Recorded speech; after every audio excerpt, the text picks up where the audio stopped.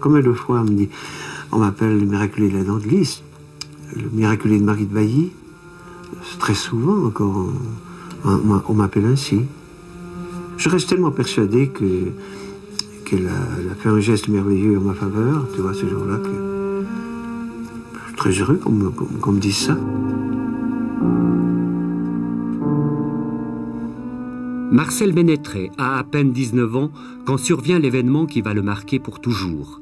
À la Dent de Lys, le 25 mars 1940, au lendemain de Pâques, il devient le seul survivant d'une excursion qui fait 3 morts.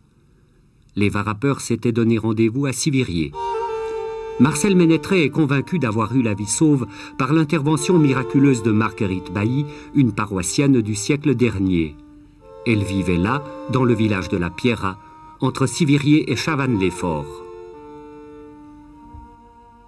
Marguerite Bailly, c'était une grande dame de notre paroisse qui a vécu au siècle passé, 1815-1879, et dont nous gardons le souvenir d'une personne qui a vécu selon nos conditions, dans nos conditions de notre campagne, en travaillant la terre, en rendant service à la maison, et son métier de couturière, qu'elle n'exerçait pas à plein temps d'ailleurs, mais simplement quand elle en avait un peu le loisir ou l'obligation, parce que les familles la demandaient. Elle a vécu vraiment simplement et très discrètement et dans l'humilité. Elle n'a jamais fait part à personne des dons de grâce exceptionnels dont elle était favorisée.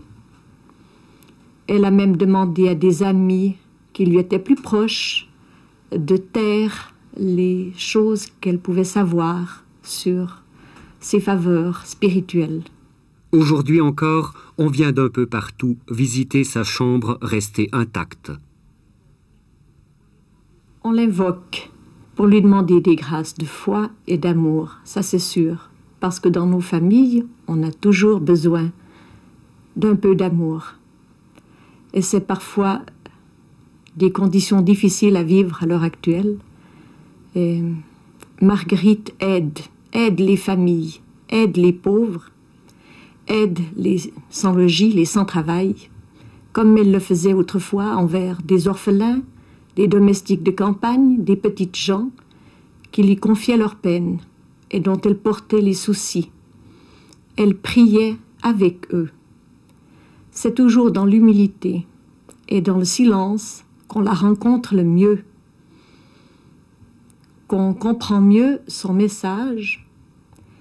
Elle ne garde pas notre prière pour elle, elle nous conduit vers le Seigneur, qu'elle a toujours servi avec fidélité. Une sainte femme, en somme, ce qui n'en fait pas une sainte pour autant.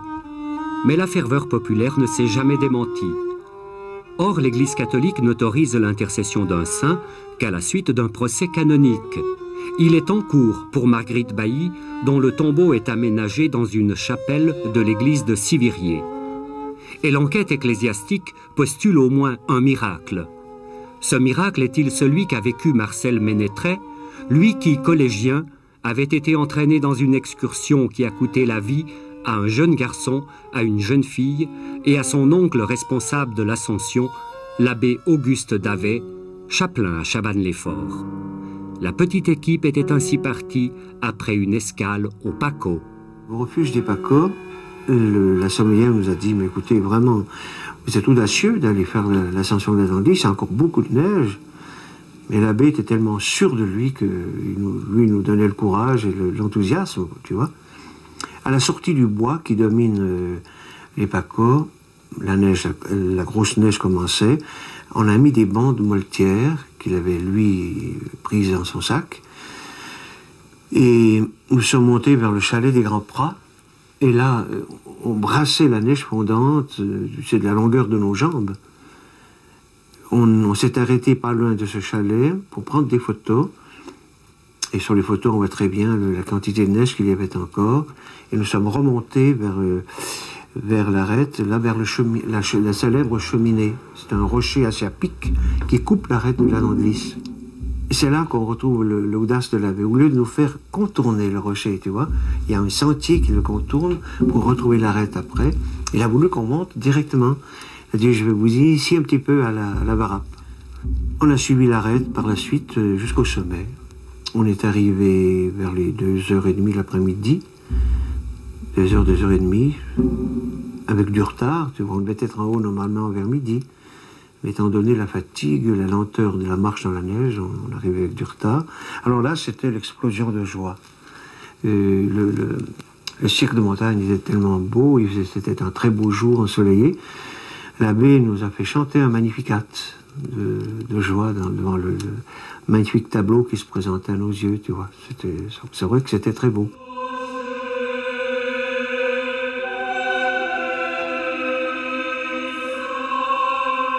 Vers 4 heures, il s'agissait de redescendre, le froid commençait à venir. L'abbé me dit, Marcel, viens voir avec moi, je vais te montrer par où on va descendre. Une sorte de canapé qui se prolonge sur la droite de l'arrêt de la Dent de Lys. Et il a voulu qu'on descende là, droit bas, disons, côté Châtel-Saint-Denis. Et là, moi, je l'avais dit, mais il me semble que c'est dangereux, ça glisse, tu vois, il y avait la neige fondante du printemps, le sol était gelé. Il m'a dit, mais vous ne risquez rien, j'ai fait plusieurs fois cette descente, il n'y a pas de problème. Et j'ai fait quelques pas, là, très péniblement, pour descendre. Je lui disais, mais tirez-moi en haut, ça va pas, ça glisse trop. Et l'abbé était tellement sûr, tu vois, qu'il nous encourageait, mais je te retiens, tu risques rien. Alors inutile de dire que je cessais de prier et de dire des actes de contrition et d'invoquer Marguerite Bailly. Je l'avais déjà fait le matin au départ, je l'avais fait plusieurs fois à la montée quand on voyait le rocher de la Dent de Lys. Je me disais, mais comment ça se passera? Je confiais tout cela à Marie de Bailly. Bon, je suis descendu peut-être 8 mètres, 8 à 10 mètres, comme cela. Le petit garçon commence la descente en dessus de moi. Et comme il était beaucoup plus léger que moi, il était suspendu à la corde. Pour lui, c'était très facile. Il s'est arrêté à 400 mètres en dessus de moi, un tout petit peu sur la gauche. Puis la jeune fille commence à descendre. Elle descendait comme nous, le dos tourné au vide, puis elle a pris peur. Elle a voulu se tourner face au vide, pour ne pas être impressionnée par le vide qui était derrière elle. Et en se tournant, un pied a glissé. Et elle a crié, attention tonton, je glisse. Alors c'était très rapide. Elle est tombée sur le garçon, l'a entraîné dans sa chute, et je vois l'abbé, moi, qui arrachait là où il était, où il avait planté son piolet en main. Il est passé à 400 mètres en dessus de moi. Il a lâché son piolet en passant en dessus de moi pour me dire, Marcel essaye de nous retenir. Mais le piolet a glissé plus bas, je n'ai pas pu l'attraper. Et moi-même, à ce moment-là, j'ai encore invoqué une dernière fois Marie de Bailly. Je me suis tourné vers le vide, tenant la corde de mes deux mains, là. Étonné de ne pas partir, je tire la corde, elle était brisée à 4 mètres environ de moi, sans que je reçoive le moindre choc, et elle était coupée nette. Et la première parole qui est sortie non seulement de mes lèvres, mais de mon cœur, c'est « Marie de Bailly, merci », comme persuadée d'une protection particulière. Et je suis resté dans cette position, regardant rouler ces 3 corps qui faisaient des bonds, qui s'enfagottaient dans la corde. Et je les ai vus jusqu'au moment où ils se sont arrêtés. 2 étaient ensemble, enroulés dans la corde, et l'autre était parti un peu plus sur la gauche. J'ai prié un moment, j'ai appelé au secours, parce que le matin, il y avait des skieurs dans le fond, tu vois, qui étaient là encore.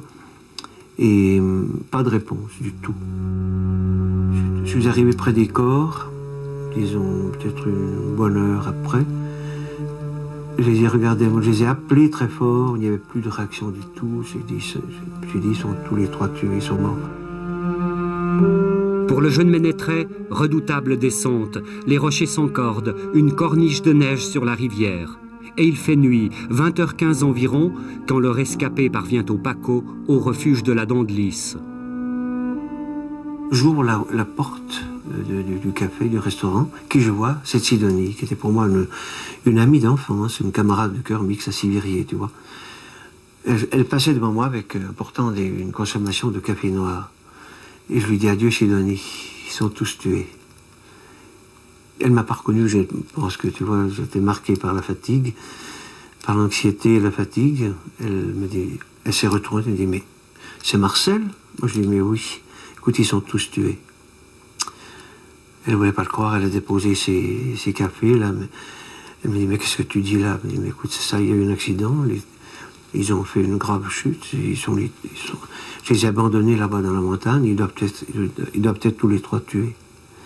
Alors là, je lui ai dit, je téléphonais tout de suite chez nous, à la Pierra, que je ne rentrais pas ce soir-là, mais seulement le lendemain, mais sans parler d'accident.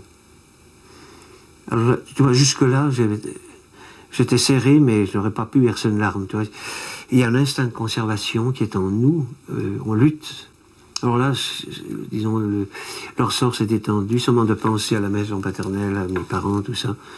Alors j'ai sangloté, paraît-il, pendant un quart d'heure sans pouvoir dire un mot, quoi. Vers minuit, la colonne de secours qu'accompagne Marcel Ménétré, exténué, retrouve les corps des 3 victimes. L'émotion est considérable. Personne n'explique comment les 3 alpinistes n'ont pas entraîné le 4e dans leur chute. Pour la paroisse de Sivirier, une immense tristesse et une question. Au moment de cet accident, est-ce que vous vous êtes posé la question, pourquoi moi sauvé?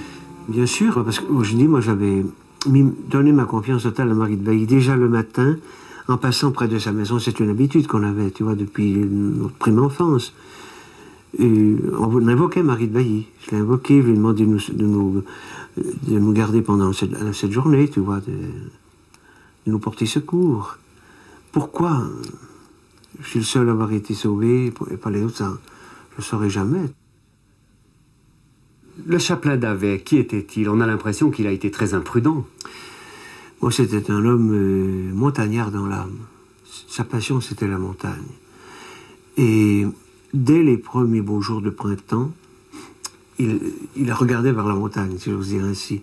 Et il partait avec une équipe, il faisait des ascensions. On lui faisait confiance parce que c'était un grand alpiniste. Il nous disait lui-même qu'il avait fait 13 fois le Cervin dans sa vie et 3 ou 4 fois le Mont Blanc. Et il a fallu qu'il se tue là, dans une montagne tout de même moins impressionnante que le Cervin.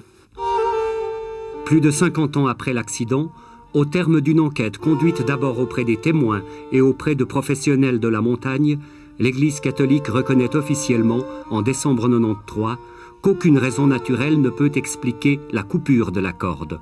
On peut croire que la couturière de la Pierra est intervenue. Pour moi, c'est une confirmation de ce que j'ai toujours appelé miracle, cette protection particulière que j'ai obtenue d'elle par son intercession là-haut sur la d'Anglis, le lundi de Pâques 1940. Je suis resté tout au long de ma vie persuadé que là, il y a eu une protection toute particulière due à Marguerite Bailly que j'avais invoquée du matin jusqu'au moment de l'accident et même par la suite. C'est un moment qui m'est resté très précis dans mon esprit, dans ma pensée, dans mon souvenir. Un moment très tragique dans le cours de mon existence et je ne pourrai jamais l'oublier.